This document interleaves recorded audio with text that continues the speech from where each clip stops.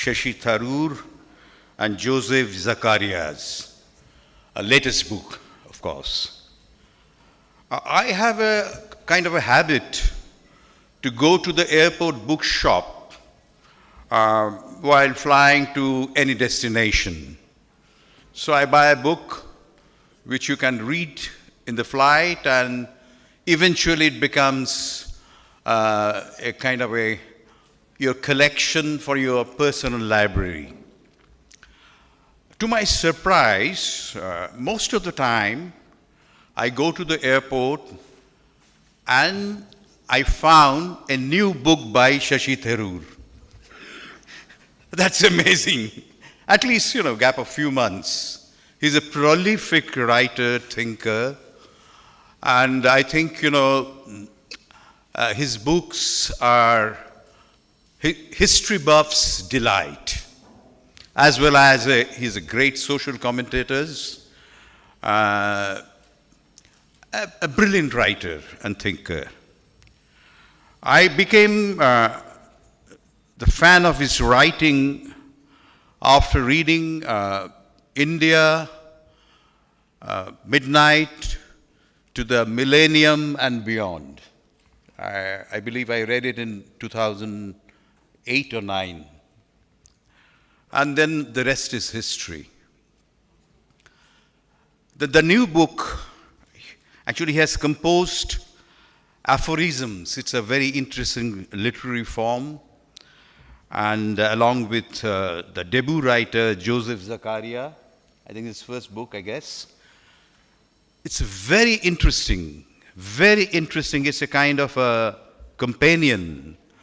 You can read, you can carry, and in the process, you get inspired and enlightened. Wonderful book, full of wisdom, and really, really profound. And the last chapter about India is very relevant for obvious reason. Very, very relevant now. So my best wishes to the writers, the illustrators, excellent illustrations, and of course the publisher. And thank you, Sri Cement, Pravak Kaitan Foundations, and others who have organized this wonderful event. Thank you very much.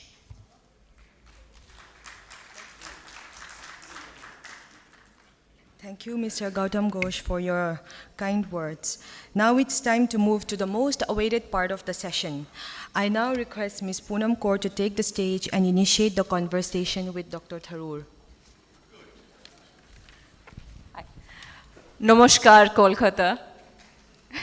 And it's after 8 years that I'm coming to Calcutta at shot for a film here named Shauryam with Prabhudeva.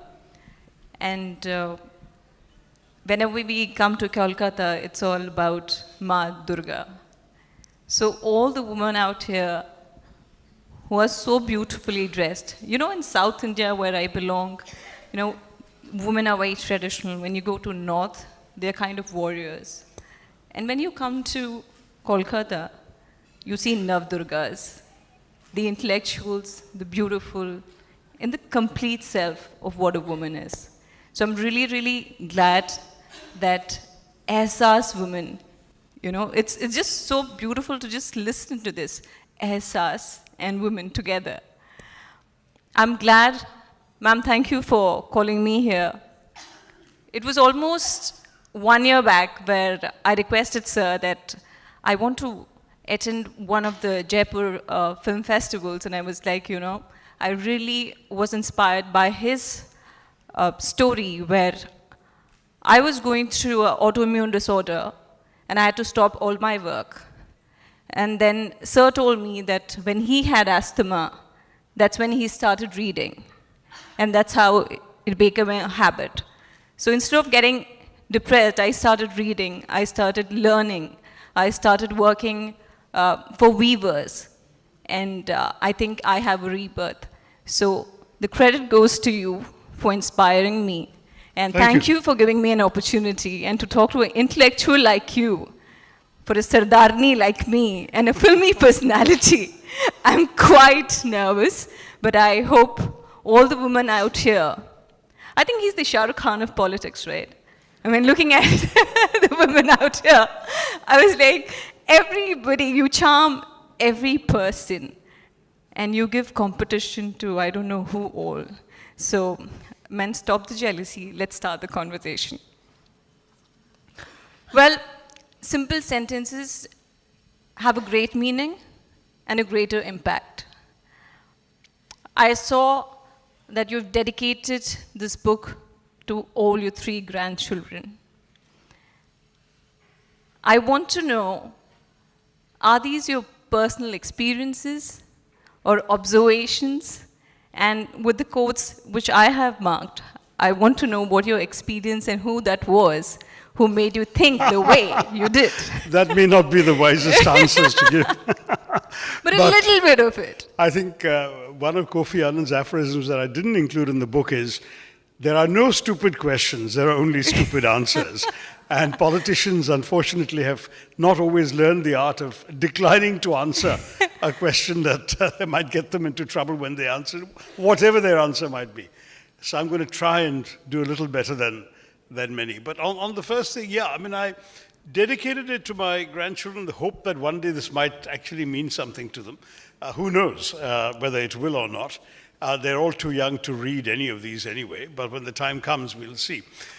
For myself, yes, they do represent observations of life, and from what I've lived, what I've learned, what I've experienced, and in some cases, what I've seen others going through.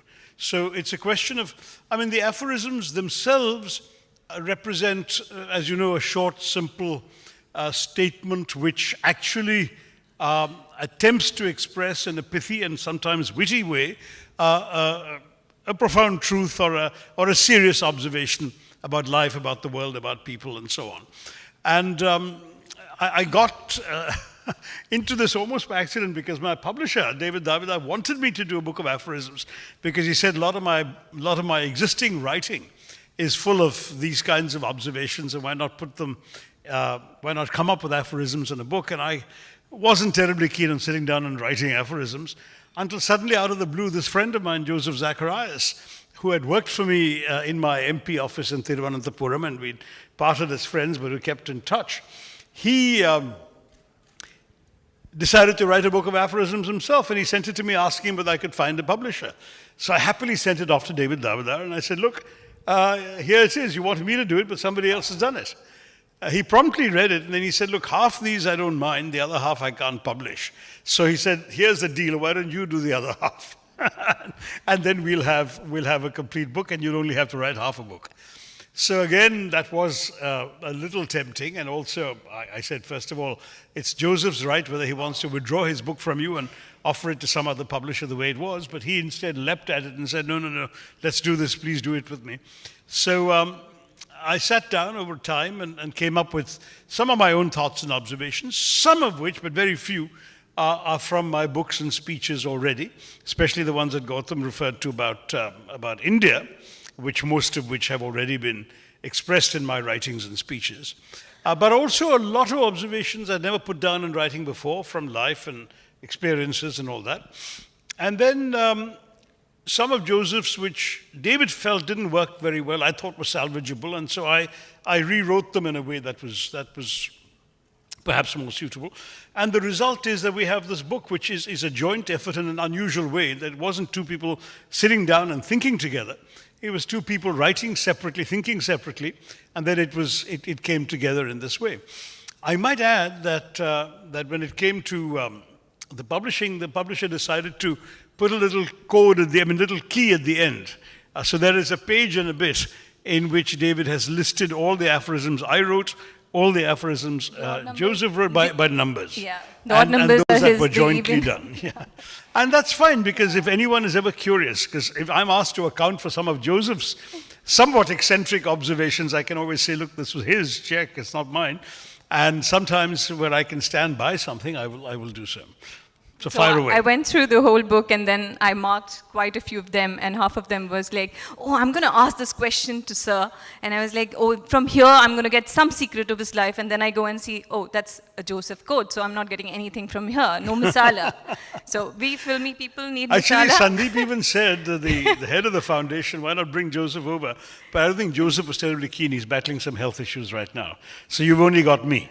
But some of his stuff I can talk to as well, because after all, the book carries both our names, so we have to stand by them. And if something has been expressed by Joseph in a way that I wouldn't have expressed it, I'll say so, but we obviously have to take ownership of the whole book. Oh, you're not getting the point. I was trying to dig into why did you write what you wrote. Oh, I really don't know who Joseph sir is, but with all the due respect, I Fair was enough. like just curious. Yeah. Okay. As you started about Kofi Annan, and he says, never hit a man on the head if you have your fingers between his teeth, and it's by you. That's actually a Kofi Annan wisdom that he said to me. It's a great line, never hit a man on the head if you've got your fingers between his teeth. Yeah. What will happen? Obviously, your fingers will get bitten off, right? So, in other words, and this he came up with at a time when one of our permanent members of the Security Council at the UN was being a bit unreasonable and even a bit unfair to him. And I said, look, why don't you just call them out on this and just say, this is the background or this is what happened. And he said, never hit a man on the head when you got your fingers between his teeth. Namely, we can criticize that government today, but we need them on 10 other issues tomorrow.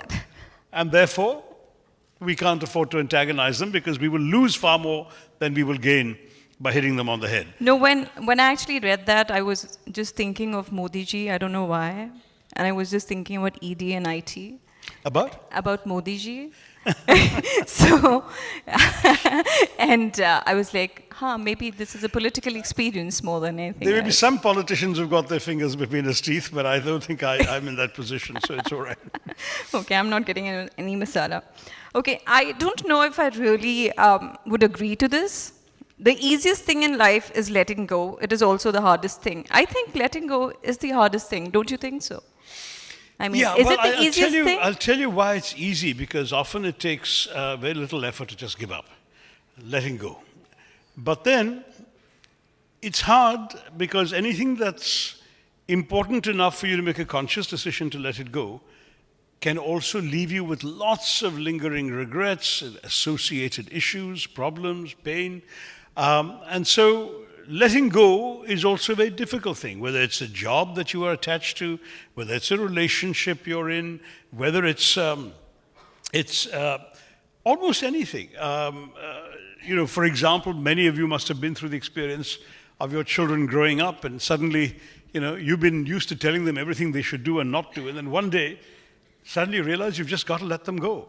And you'll be biting your tongue sometimes because they're doing things that you feel are going to hurt them, but you don't want to be the one that comes in the way. And that's why I said, the easiest thing in life in some ways is letting go, because there's nothing to do. You just say, go. But it's also the most difficult thing, because all of these associated complications that we all experience emotionally when we let go of something that mattered to us. Does it get easy with the age? Because letting go is still not okay with me. I mean, it's hardest. No, it's not. I don't think it gets easier with age or with anything else. Okay, the next one. I'm sorry for all this confusion, because we were supposed to have Sir a little early and discuss all that we are right now. But I think Sir's flight got delayed, and all of this is last moment. So unrehearsed, the best kind. Unrehearsed, and I had a lot of questions, but I'll try letting go of my ex, though. Yeah, okay. They advise us that we should not die before we actually die. But the problem is that dying is really a living thing. Explain. Again, that's a joint one. It was Joseph's idea, but I phrased it that way. The fact is that death and life go together, right? I mean, we're born with a death sentence. There's nobody on the planet, unfortunately, who's not going to die. Many people live as if they will never die. And in some ways, there's a lot to be said for that. Get the most out of every day you have, because you don't know which the last one will be. And then in that sense, dying is a living thing, because dying will come one day when you're living. There are others, and I'm sorry to say that's true, particularly of some of our senior citizens in our country, who reconcile themselves too early to the prospect of death and essentially stop living.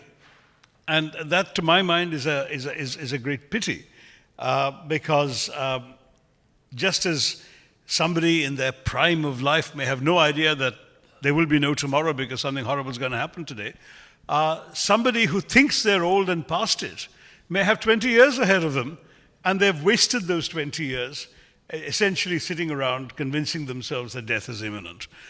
And therefore, the important thing is to recognize that we need to live, it seems to me anyway, until one day we no longer do. And then that's not something that we've decided, it's happened, and at that point we're gone. But till then, let's live. I know, this is very schooly. I'm like kind of trying to get, why did you write what you wrote? But yeah. Let me just tell this, like he's talking about living, and I'll tell you the experience which I've had at your place. And I walk into his house and ask for a signature because I'm doing a zero GST campaign for weavers. I think there shouldn't be any GST for weavers. And there comes a lady and she says, "Oh, you're dressed in a Kerala sari." And that's Lily Tharoor for you at the age 85. She comes and she says, "You're so artistic, you're so nice." And then she speaks to me for half an hour and says that you don't have to give up. You need to act. And when you're talking about this, I'm thinking of her. Until the age of 82, she was driving.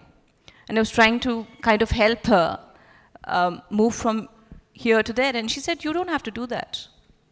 I'm doing it."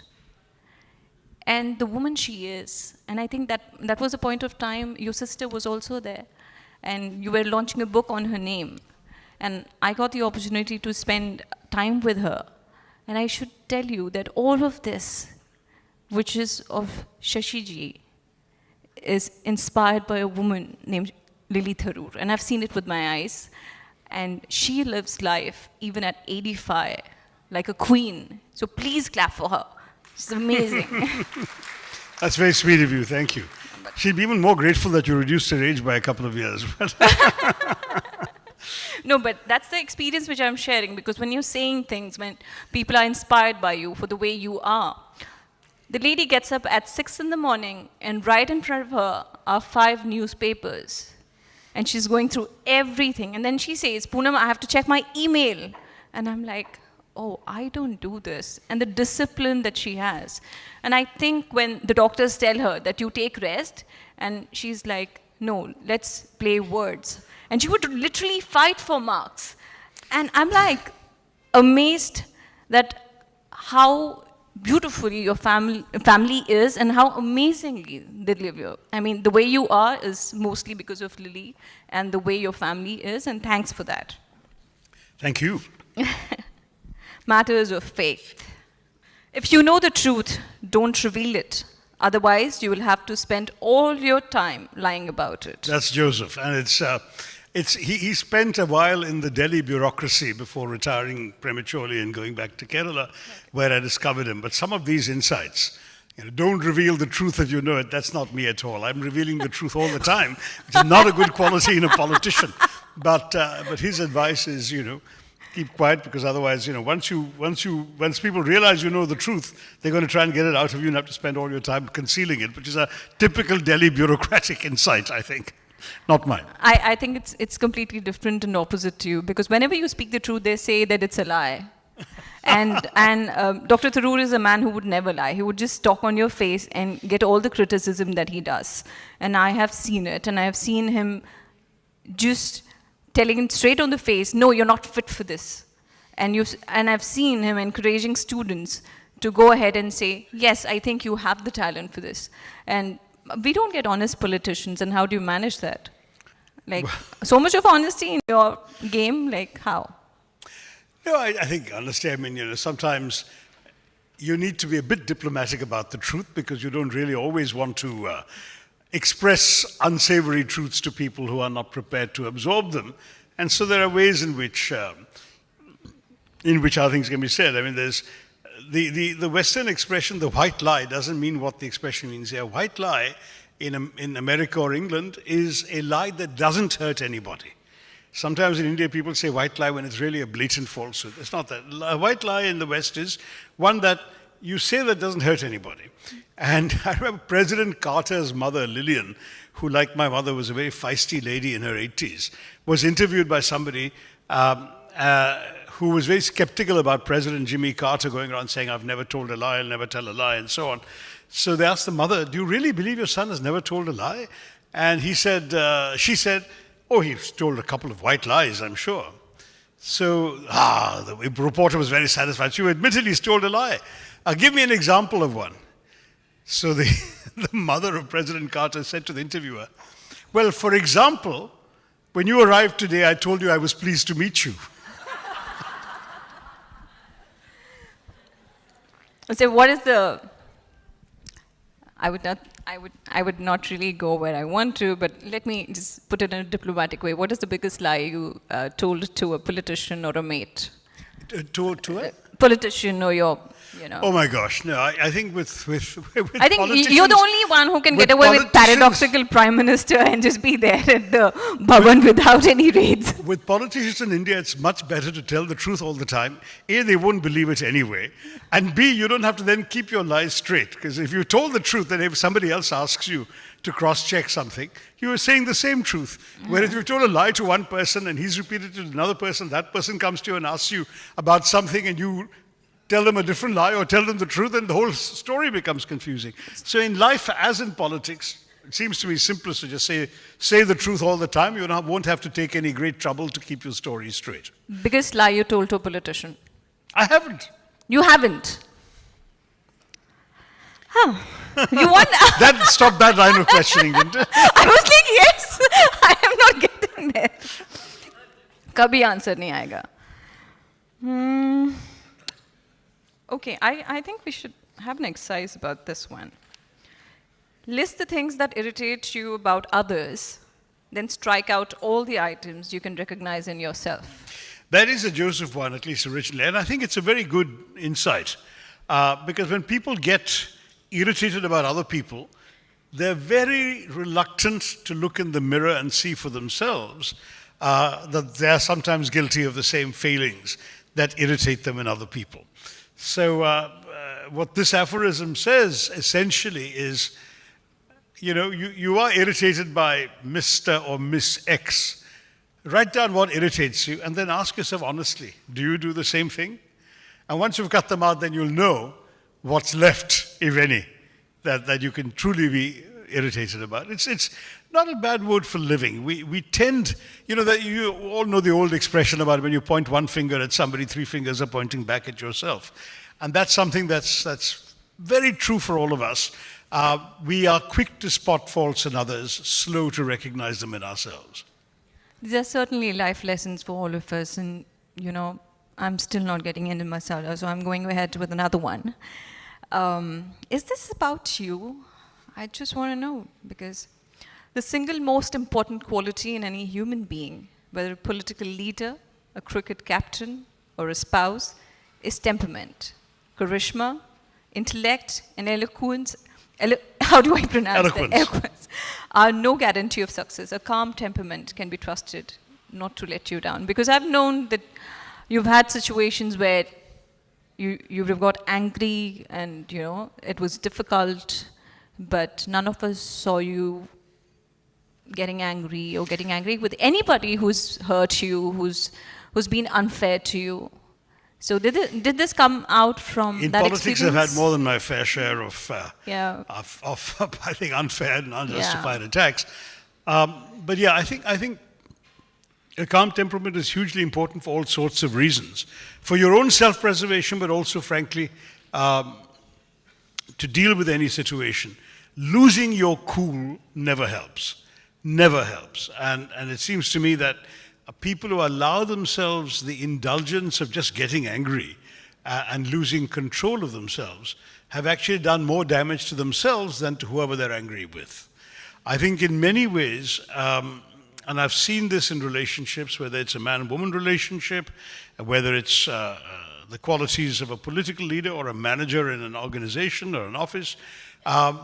If somebody is calm, somebody doesn't let either pressure or pleasure turn their head too easily, then it's very, very pleasurable to work with that person, because you know if things go wrong, they're level-headed. If things go right, they don't get carried away. And at the same time, you're able to get things done together with them. That, to my mind, is a very, very important asset. And sometimes, you may have you may be totally attracted to somebody whom you think is perfect for you, and then suddenly when you see them, when they've lost their cool, you realize, oh my God, is this the person I thought was perfect for me? And this is something which many of us, I think, need to reflect on.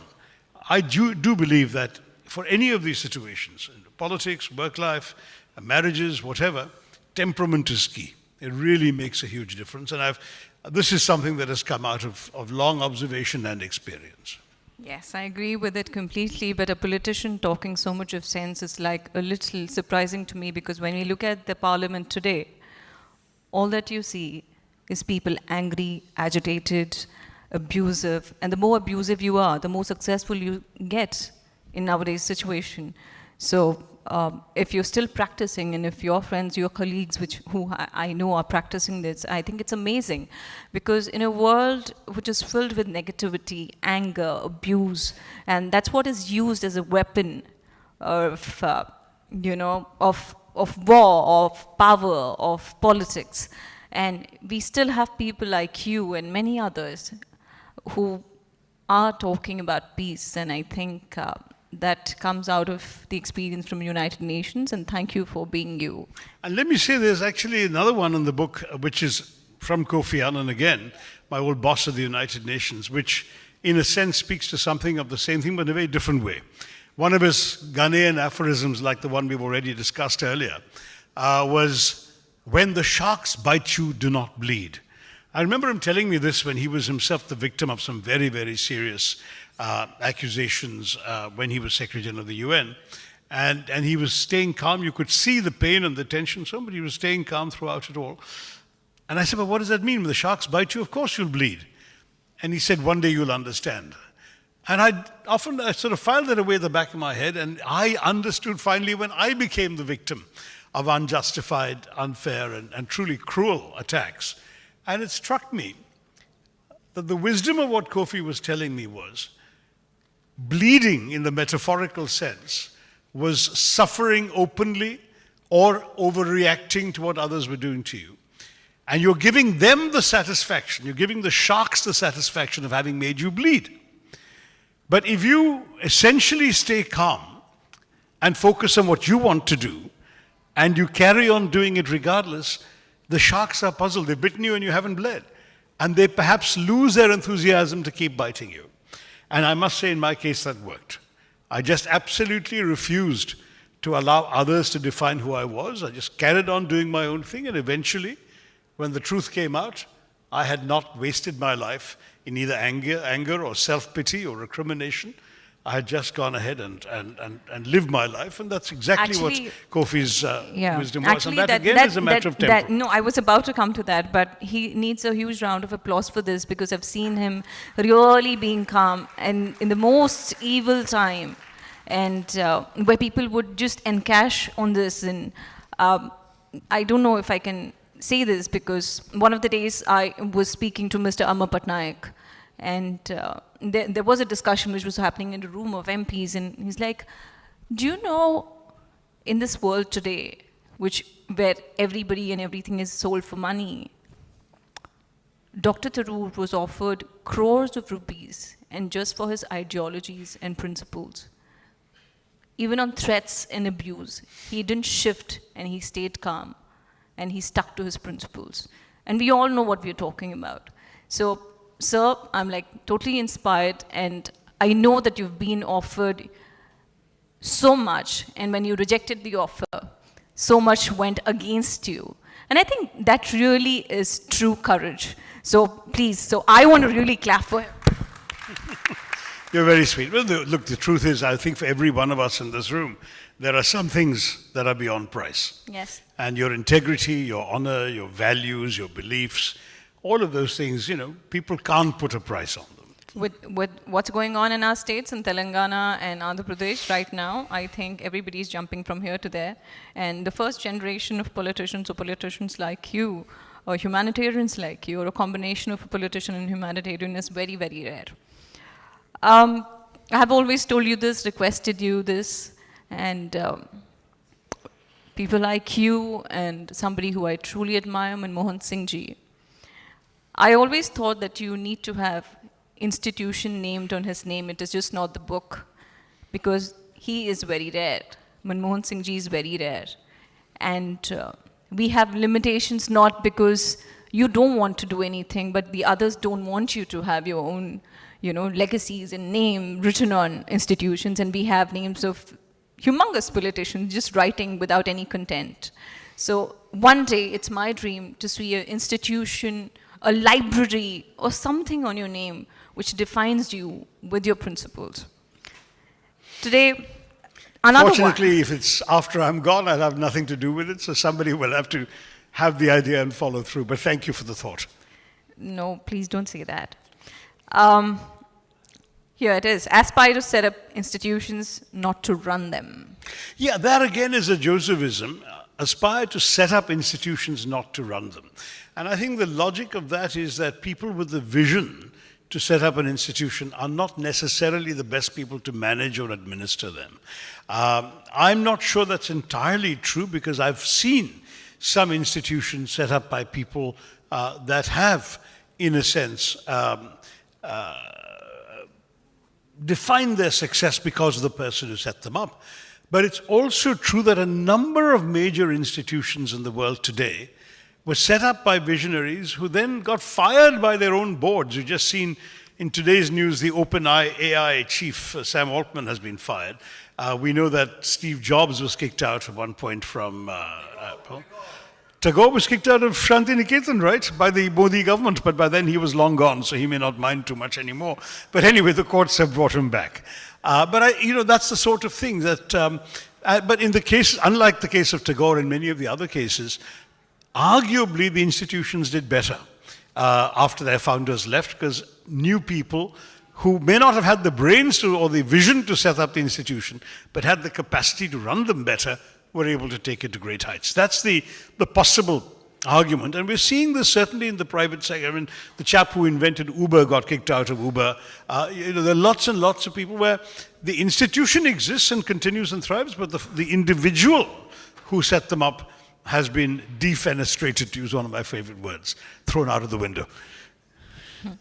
I just want to know that, this is like one-way conversation. If there are ladies who would like to ask him question about something, they can raise their hand. Because he's Shah Rukh Khan of politics. I'm just joking. So if you have anybody who wants to ask a question, how cute, come. So one of my questions was regarding the title of this book. That was my last question, don't take that. Let him ask it. You'll get your answer anyway. The less you preach, the more you learn. This contradicts the contents of this book.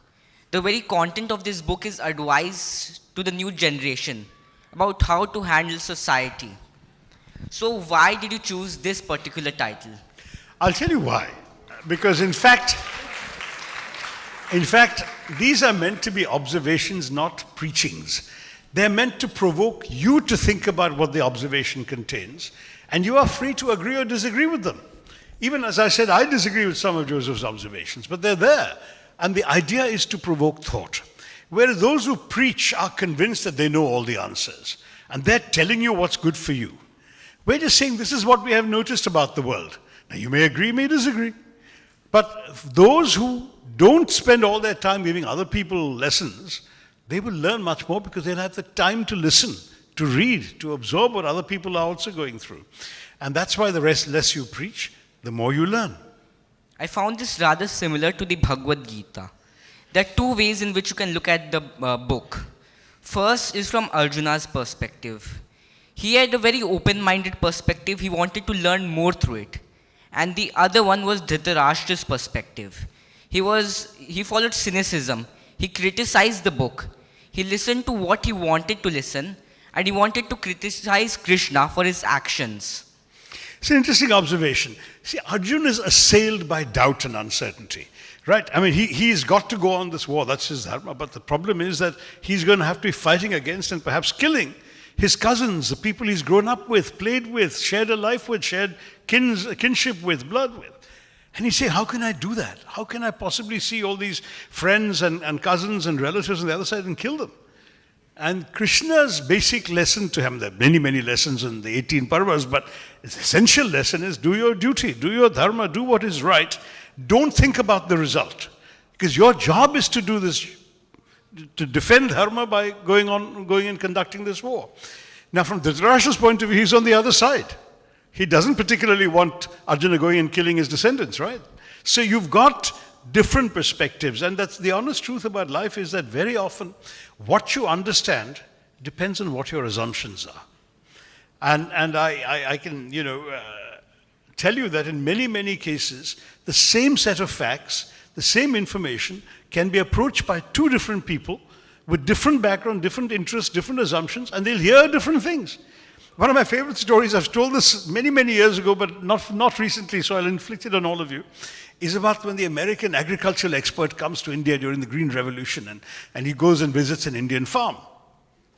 And he's come from Kansas or one of these prairie wheat field states where the lands roll on for miles on end. And he's come to India where you know how much population we have and how all the farms are divided into rather small slots. And this American is taken to Punjab, to one of Poonam's tribesmen, a good Sardar farmer, who very proudly shows him his land. And he says, my land goes all the way up to there, up to that highway. And the American looks and he sees what looks to him like a dirt road. He says, okay. And then the Sardar says, and my land goes all the way to that irrigation canal. And the American looks and he sees a trickle of water. And then the Sardarji says to him, what about you? Now the American, as I said, has come from this vast Midwestern state. So he says, well, in the morning I get into my tractor and I drive 3 hours to the northern boundary of my farm. And then I take a sandwich or a drink, and then I drive 2.5 hours to the western boundary of my farm. Then I break for lunch. Then it's 4 hours down to the southern boundary of my farm. And at sundown, it takes me another 2.5 hours back to the ranch house. And the Sardarji nods and says, I know. I too used to have a tractor like that. So you see, the facts are what they are. The assumptions through which the person is hearing the facts are different. And that's the important thing to understand about many of these things in life, is that your question was a fabulously intelligent one, and I'm very impressed. How old are you, by the way? I'm 12 years old. My word. Well done. What's your name? My name is Vatsal. Vatsal. Vatsal. Vatsal. Oh. Vatsal. Vatsal. Okay. Vatsal. So listen, the truth is that you've asked a very perceptive question, but you have to now ask yourself, what was the assumptions from which they were approaching the same text or the same preaching, if you like, and what were the needs? Arjuna is approaching this from a point of view of getting an answer to his existential doubts. Dhritarashtra is interpreting this as something that is going to affect his life and his descendants. Totally different perspectives, different assumptions. Thank you so much. Well, we have Thanks. to fight a war for peace. Isn't that a paradox in itself? That is big, that is paradoxical, and that's one of the great challenges of United Nations peacekeeping. Yeah. When you send soldiers out to enforce a peace, and sometimes they have to break the peace in order to enforce it. So that's what your title is all about, and thank you for taking away my questions so in such a beautiful way. Thanks. I'm allowed to ask last two questions, and one you have already answered because Kofi Annan is your favorite. The other one is taken away by this beautiful, amazing kid. Thanks. And many a failure is a result of aiming too hard for success. Give me an example.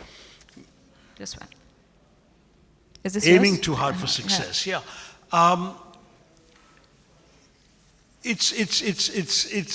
You can apply that to almost any area of activity. Somebody in your profession, on a theater stage or in a cinema set, who wants to do everything perfectly and obsesses too much over details and loses sight of the larger picture. So they've got every fine little detail right, but the movie as a whole fails with the audience. That's an example of that. Or somebody who studies too much, too hard for an exam, And when they get there, their mind is so full of irrelevancies that they've studied, they don't have the clarity to answer the questions that are actually there in the exam paper, and so on and so forth. So you can prepare yourself to do what needs to be done, but if you strive too hard for success, you can end up actually provoking a failure. But it can apply to almost any walk of life. Okay, the last one. Adversity, welcome it as a free checkup. When did you have yours? I'm sorry, the acoustics are taking your sound to the audience and not to me. Yeah. Welcome it as a free checkup. Yeah, that's right. Adversity is having tough times, right? And it's a free checkup of yourself. When you go through tough times, you see the best and the worst of what you are. And I think that's probably one of Joseph's. It's not the way I would have expressed it myself, but I think it's a very, very powerful insight. Because again, many of us, maybe not many of us, but I would say, yeah, many of us do tend to coast through life, taking things for granted, assuming that, we are fine the way we are. And when a crisis really hits us, something totally blindsides us, unexpected, something we're not prepared for, how do we handle it? How do we react? And if we actually handle it well, it's a checkup that says you're actually in great shape, buddy, and you find that out for yourself. If you don't handle it well, it points to some particular failings in yourself that you need to correct in your own interest, because adversity can hit anybody, anytime. And that's the important thing for us to go through. And again, I've seen this with so many people in so many ways, so many different situations, individual, professional, political, whatever, that I think it's a good thing. Now, people shouldn't go around just lamenting their adversity, saying how miserable I am, had this happened, that happened, this and this. Rather say, okay, I had a tough time, but it taught me a lot about myself. It taught me a lot about what I need to do, or what I can do, or what I have done. And that's the free checkup you get through adversity. The last question should go to audience again, sir. I know you're about to ask. Shashi, the number 222. Okay. Question, who wrote the Constitution of India? Answer, it is there in the first 5 words of the preamble. Yeah. We the people of India. That's right. How you define in today's context? Dr. Tharoor, can I just add on? Yeah, please do. You're sitting right next to him, so you can grab the mic and... Thank you, Dr. Tharoor. My question was also the same one. Firstly, I just had a glance. I could do a glance of a few pages. I find a lovely variety. There's a particular line about friendship that I would rather lose out an argument to a friend rather than losing a friend. A lovely one. But coming to this portion, which, yeah, the one which Gautamda pointed out right now is what I wanted to ask you also, so coupling on. You have said this about the Constitution being written. It's in the first 5 words by the people of the country. There's another point another approach where you say that democracy in this country is not what happens every 5 years, but what happens in between. These two, saying right up, do they contradict or supplement? And do you feel necessary that they should be elaborated under the times of mediocrity that this country is celebrating? Right. Thank you, both of you, for those questions. I mean, I must say, I would perhaps rather immodestly refer you to my book on Ambedkar, which discusses some of these issues that came out. In fact, there was a Prabha Kaitan Foundation launch of that book last year in December. What I will say, frankly, is that the Constitution, every country's Constitution is written obviously by, if you like, a select few, an elite, legally qualified, etc., politically representative, and they write it, so we say the people of India. But they are empowered to do so by the fact that they're acting in the name of the people of India and in the interests of the people of India. That's the whole logic of it. And when I say that democracy is not just free elections, but what happens between them, I'm actually making the point which in a different way has been made by the famous Swedish VDEM Institute, the Varieties of Democracy Institute, which last year downgraded India from a democracy to an electoral autocracy. That is, we elect our leaders freely, but then they behave like dictators. That's what an electoral autocracy is. So what the message that I would like to give people is that the entire system of democracy is enabled by the Constitution, and the Constitution creates it in your name. Every one of you has as much right to want to protect that Constitution and to speak in its name as anybody who's been elected to office under it. And I'm afraid that in many ways, Jayaprakash Narayan's old comment in the 1950s, that democracy has become a process of the sheep electing their shepherd every 5 years. That is the warning line from him that I think we have to keep up in front of us in order to ensure that we don't allow that to happen to us. Now, I understand what you're saying about present times. This is not a political platform, and you know where I stand. I do believe that there are some genuine concerns in our country's politics today about the way in which some of these things are being, if not abused, at least diluted in their impact, and in some cases, very frankly, quite deliberately, the letter of the Constitution is being preserved and the spirit is being strangled. I mean, you're seeing, for example, a number of the autonomous institutions set up by the Constitution, the autonomy is being hollowed out, everything from the Reserve Bank of India to the Election Commission to the Information Commission, whatever, a lot of these things, the way in which the government is functioning, have taken out the autonomy from these institutions. Similarly, we are seeing, the free press that used to pride itself upon bringing down governments, including my last government, the government of my party last. That free press has been either cajoled or cudgeled into a sort of shameful conformity, and we're seeing this every day. So where are the independent institutions outside of government that are meant to keep the government accountable between elections and to uphold the spirit of the Constitution? I think each of us has the right to ask that. Each of us has the right to demand that those institutions do more work. And frankly, each of us has the right and the duty to do our part to ensure that that Constitution works. Ambedkar said it so beautifully. He said, however well written a Constitution is, it all depends on the people who will work it. And however badly a Constitution may be written, if the people are good, then the Constitution doesn't matter how bad it is. So the problem for us right now is we have an excellent Constitution.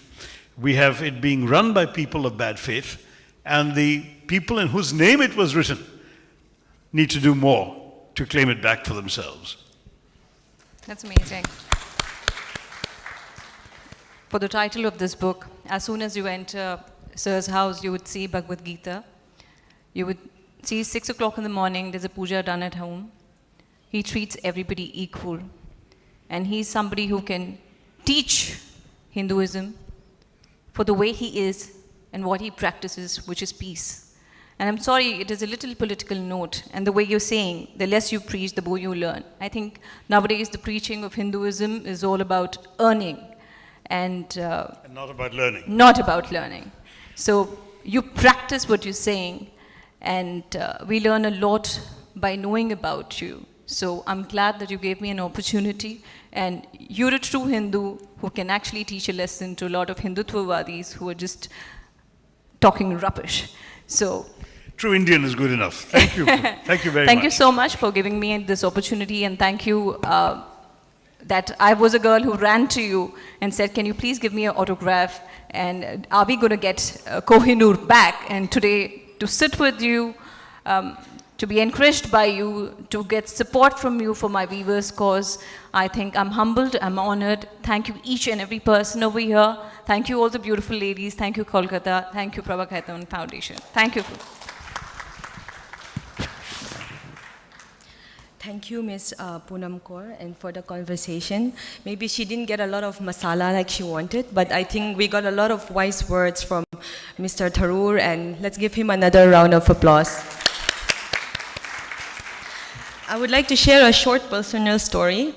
So, Dr. Tharoor recently visited Aizawl, Mizoram, which is my hometown. I don't know if it's his first time in was that your first time in Aizawl?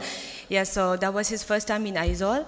And politics aside, we just had our elections. He was there to campaign. But politics aside, I've never seen so many youngsters, professors, lecturers take leave from the university and line up to meet a political figure like him. We've had a lot of other political leaders come to Mizoram. We had Rahul Gandhi also, he came. But I've never seen someone draw a crowd like he did. And I think he must have signed at least like 100 or 200 books. Was it? And I can also say that he is quite a good singer, and he was also singing with the local singers, so I think he can add that to his resume. With all his achievements that he has achieved so far, I hope, Dr. Tharoor, you're just getting started. I hope we will get to read many, many more books from you in the future. Every session needs to end with good words of good note and gratitude. So may I now invite Ms. Inu Bala, LSG Executive Committee member, to do the honor of delivering the formal vote of thanks on behalf of the Prabha Khaitan Foundation. Thank you. Good evening, everyone. It was such a fascinating session. I extend my sincere appreciation on behalf of the Lady Study Group and the Prabha Khaitan Foundation for your presence today. We are grateful for the presence of guest of honor, Indian film director and actor, Mr. Gautam Ghosh. I express my gratitude to Lok Sabha member and author, Dr. Shashi Tharoor, for his engaging conversation with Ms. Poonam Kaur on the profound themes within his book, The Less You Preach, the More You Learn. The book presents a formula for success in the form of aphorisms, concise, wise, and witty sayings, brimming with deep wisdom and insights. The Lady Study Group is grateful to Prabha Khaitan Foundation for collaborating on this prestigious event with us. Among the Foundation's multifarious initiatives, Kitab, which is a stellar book launch initiative, has carved a special place in the minds of literature lovers. I would like to thank our eminent patron, Shri Cement Limited, venue partner, ITC Royal Bengal, for their meticulous arrangements, and media for the invaluable coverage. Once again, thank you all for your presence, participation, and support in making this event truly exceptional. Thank you. May I request LSG Governing Body Committee members to come up on stage. We need a picture with Dr. Shashi Tharoor and Ms. Poonam Kaur. सोचता जरा उसे तरह हो दुनिया